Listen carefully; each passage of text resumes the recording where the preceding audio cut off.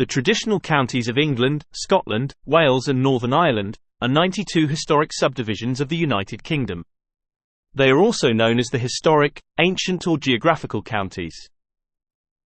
The historic counties, so called because they have a lot of history, have existed over 1,000 years in some cases, and many centuries in others. While each historic county may have originally been set up for some public purpose or other, long before the beginning of the 19th century, it was their geographical and cultural identities that were paramount. The counties were considered to be territorial divisions of the country, whose names and areas had been fixed for many centuries, and were universally known and accepted. They are an indelible part of the history, heritage, geography and culture of the United Kingdom. However, particularly since 1974, many county identities have been unnecessarily eroded, while some have been crushed almost to the point of extinction. This is mainly as a result of confusion created by the misuse of the term county and misuse of historic county names in local admin zones. Let's rescue them before it's too late. 1. Maps and roads to include historic county boundaries. 2. Remove the term county from the names of local admin zones. 3. Realign ceremonial counties to match traditional counties. Simple they may be, but they are only achievable with legislation. We therefore work with parliamentarians from all political parties. Our campaign is not about the boundaries of local admin zones. Our campaign is about promoting and better celebrating our historic counties, the ancient territorial divisions that have defined local culture for centuries. Despite many supportive government statements over the years, some of these traditional counties are in danger of being lost forever. The current confusion surrounding Britain's counties stems from the fact that there are currently 3 different definitions of county in law, when only one is necessary. This confusion is compounded by the term county being used to describe local admin zones, whether or not they are actual counties. Implementing our objectives would end this confusion and rescue county identities, allowing counties to return to the only role they had for centuries before the advent of modern local government: geographical and cultural areas, unrelated to local administration. The division of England into shires, later known as counties, began in the Kingdom of Wessex in the mid-Saxon period, with many of the Wessex shires representing previously independent kingdoms. With the Wessex conquest of Mercia in the 9th and 10th centuries, the system was extended to central England. At the time of the Domesday Book, northern England comprised Cheshire and Yorkshire, with the northeast being unrecorded.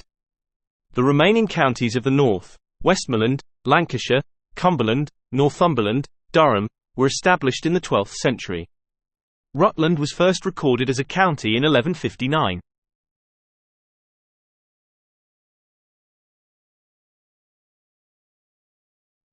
The Scottish counties have their origins in the sheriffdoms, first created in the reign of Alexander I, 1107 to 1124, and extended by David I, 1124 to 1153.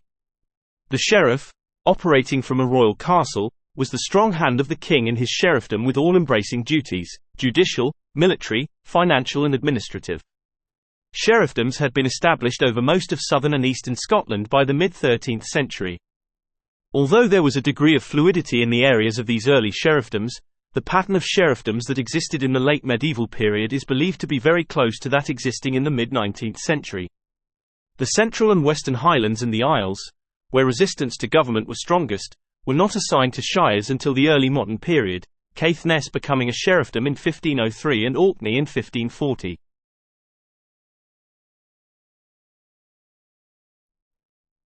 The present-day pattern of the historic counties of Wales was established by the Laws in Wales Act 1535. This act abolished the powers of the lordships of the March and established the counties of Denbighshire, Montgomeryshire, Radnorshire, Brecknockshire and Monmouthshire from the areas of the former lordships. The other 8 counties had, by then, already been in existence since at least the 13th century. The historic counties are, however, based on much older, traditional areas.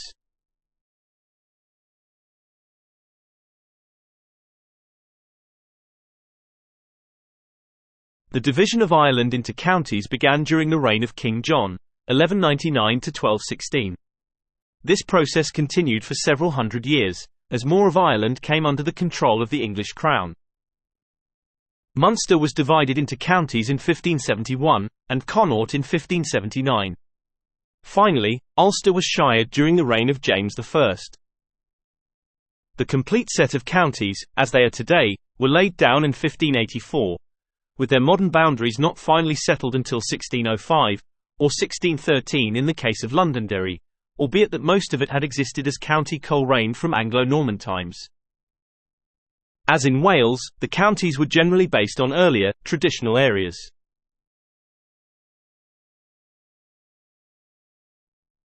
Before 1888, the only ambiguity concerning what was or was not a county concerned the status of the counties corporate, those towns or cities which various statutes had given the title county of a town or county of a city, along with many of the administrative functions normally associated with a county. The county corporate status has generally been seen as an extra dignity added to a town, and has not usually been taken to mean that the town has literally been removed from its host county. For example, the General Register Office, within its census reports, always dealt with them as being part of the county in which they lay geographically. Bristol is one such example. A detached part of an historic county can be defined as a small enclave of that county, which is entirely separated from the main body of that county, and locally situate, either entirely within the main body of another county, or between the main bodies and/or detached parts of two or more other counties. Many of the historic counties have detached parts. Like the exterior boundaries, most are believed to date back to at least the time of the conquest.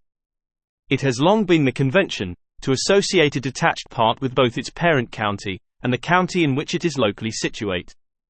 This definition of a detached part would not normally include the Mail or Seasneg area of Flintshire, the Furness area of Lancashire, or the Cumbernauld Kirkintilloch area of Dunbartonshire. These areas form such large fractions of the total county area that they are better considered separate parts of the main bodies of these counties.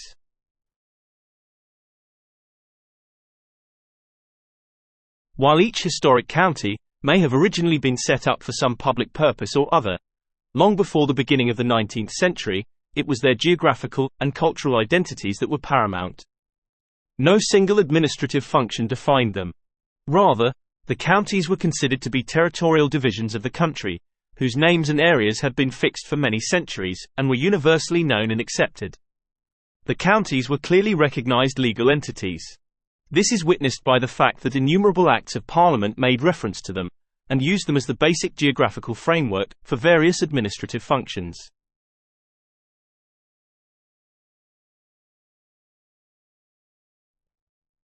The notes to the 1831 census state, from the Domesday Book of the Conqueror, 1086 AD, it is known that county limits have since that time undergone no alteration. In fact, they have been jealously maintained. Any assertion, therefore, that county boundaries have always changed is completely wrong.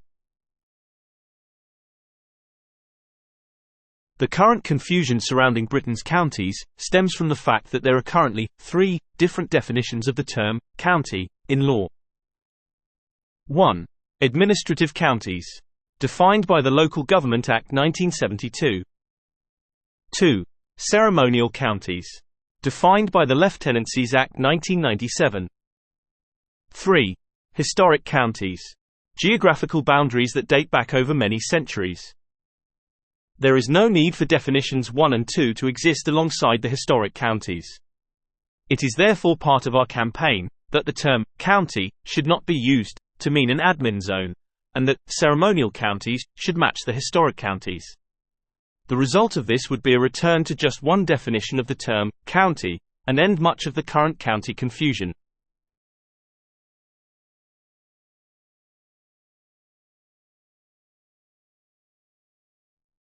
In the late 19th century, when modern local government was first created, the areas of its administrative counties were loosely based on the historic counties, and local government remained fairly closely based on the historic counties, from 1888 to 1965. However, numerous local government reforms since then mean that few local authorities now have an area anything like any historic county. Despite this, county and county council are still used in local government terminology. Many councils also use the name of an historic county, despite having a very different area from that county. Definition 1 basically refers to local admin zones, county councils, shown here in red. These have no need to be called counties, and the fact that they use this name in law is unhelpful to the actual counties, which predate the Victorian local government creations by many centuries. Definition 2 refers to ceremonial counties, or lieutenancy areas, the geographical area defined for each of His Majesty's Lords Lieutenant. The office of Lord Lieutenant was created in the 1540s, for the purpose of organising the local militia. The office has never defined the counties, which predate that office by many centuries. Prior to 1889, the Lords Lieutenant and Sheriffs were appointed directly to the historic counties, and their areas remained very close to the historic counties, until 1974. There is no practical obstacle to a return to this approach. In contrast to England and Wales, many of the lieutenancies of Scotland are closely aligned with an historic county, and not aligned with current local government areas. This presents no problem to their operation. The Lieutenancies Act 1997 governs the organisation of the lieutenancies of Great Britain. To properly align the lieutenancies with the historic counties, it is our view that the lieutenancy areas should be defined in terms of the historic county standard, widely recognised, for example by the Office for National Statistics, as the standard definition for the names and geographical areas of the historic counties. The practice prior to 1974 ascribed a Lord Lieutenant to each of the ridings of Yorkshire, to the Isle of Wight, and the City of London. The Isle of Wight is part of the historic county of Hampshire, but has always had its own Lord Lieutenant, with the Governor of the island previously fulfilling the role. For the City of London, the post of Lord Lieutenant is held in commission, with the Lord Mayor head of the commission. We are happy for these arrangements to be the basis for realignment of ceremonial counties to match traditional counties. We also accept, pragmatically, that the lieutenancies should be defined by use of definition A of the historic county standard, whereby detached parts of counties are not separately identified, but are associated with their host county. Furthermore, any move to base the lieutenancies on the historic counties should be done in a way which makes it clear that the office of Lord Lieutenant does not define the historic counties. The current chaos and confusion surrounding Britain's counties would end with the implementation of our objectives. Let's rescue Britain's historic counties before it's too late.